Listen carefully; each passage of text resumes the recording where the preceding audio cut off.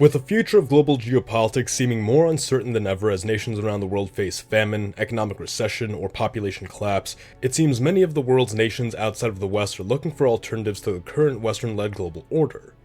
One of these alternatives, which many economists and political theorists alike think has the chance of displacing the West, is BRICS. However, are these assumptions accurate? Will BRICS become the basis of a new global economic and political order? Or will its internal divisions, lack of unifying vision, and lack of military cooperation simply lead to its collapse in the coming chaos? Now before we go any further, let's take a moment to thank today's sponsor, War Thunder. War Thunder is the most comprehensive free-to-play vehicular combat game ever made. Play multiplayer matches using 2,000 incredibly detailed tanks, airplanes, helicopters, and ships in dynamic PvP matches on PC, Xbox, and PlayStation.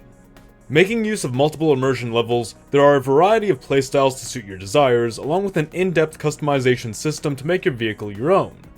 I'm personally a big fan of the detail that went into crafting the vehicles and environments. Even the damage sustained by the vehicles are impressively detailed to where you'll notice actual effects on the vehicle's performance based on where it was hit.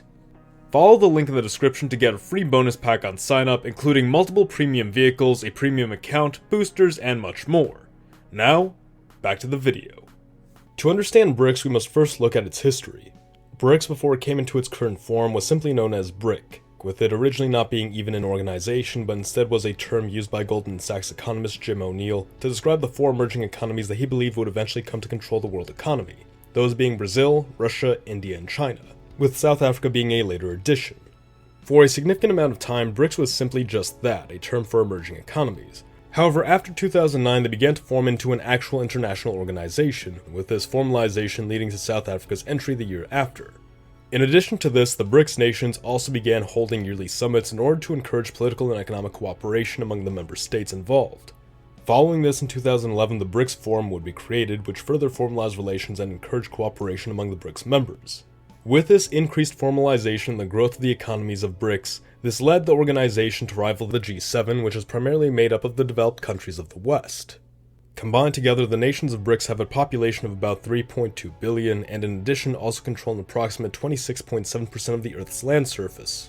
Furthermore, in regards to economics, the BRICS nations have an approximate combined GDP of $24.44 trillion, which equates to about 25% of the global GDP, roughly equivalent to that of the US.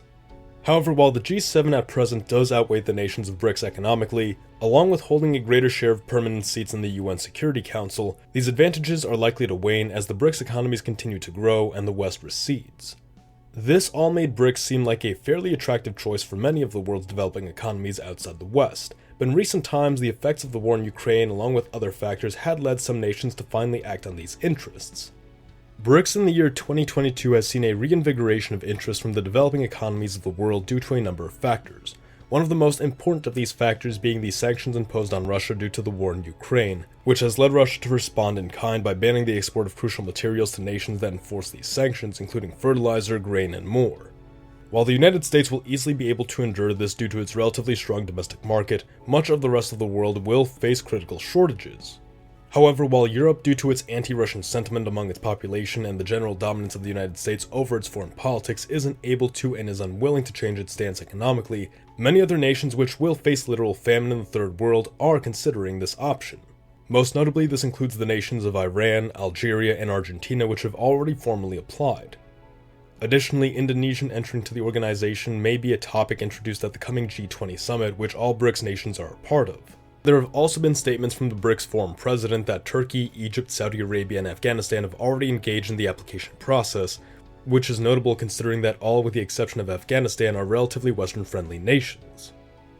Several other nations have also had their finance ministers attend the BRICS expansion dialogue held earlier in May, indicating a potential interest in joining the organization. With all this being taken into account, it does seem that BRICS could become a dominant economic force in the coming years.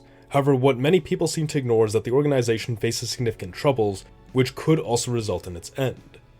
Something you may have noticed throughout this video is that BRICS has not seemed to take any widespread or aggressive action. This is because BRICS operates more so as a forum than an actual organization, unlike the G7, which, while being a forum as well, has clear policy goals and in addition has several other organizations that the nations cooperate through, such as NATO or Quad. Meanwhile, BRICS has no such organization that encompasses most of its relatively disparate members, with the only exception being China's Belt and Road Initiative, which even then does not include India or Brazil. Speaking of India, another issue that BRICS faces is the internal divides between the member states of India and China, with both nations clashing over various issues. One of these greatest issues being the contested border between the two, which is the site of frequent conflict between these nations, with actual firefights breaking out which have created friction between the two governments. This lack of higher formalization is one of the greatest problems BRICS faces, since it prevents the organization from taking cohesive, unified action which, while appealing to some nations, will prevent it from actually being effective and instead simply makes it one of hundreds of organizations that nations use as platforms to engage in talks through. If this is not resolved soon, then it could see BRICS potentially break up, especially if India were to leave the organization.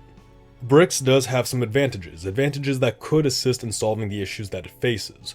One of the first things which BRICS needs to resolve if it wants to form a cohesive bloc is the tension between India and China. Otherwise, if BRICS were to form into a more cohesive bloc, assuming it's not prevented by India, then it would be a problem which would fester and likely doom the organization in the long term.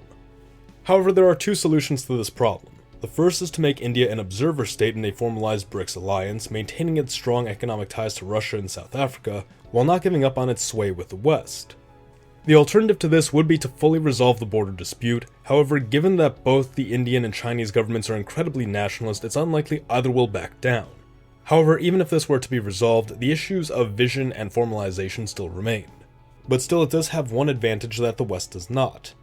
All member states have generally been outsiders to the global world order, some more so than others, but regardless, they are nations which had to pull themselves up in a world dominated by the Western establishment.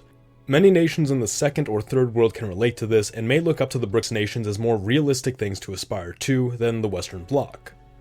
Through the expansion of organizations such as the CSTO or the creation of a new military cooperation organization after the end of the Russia-Ukrainian conflict, it could very well form a NATO equivalent which would rival its global influence.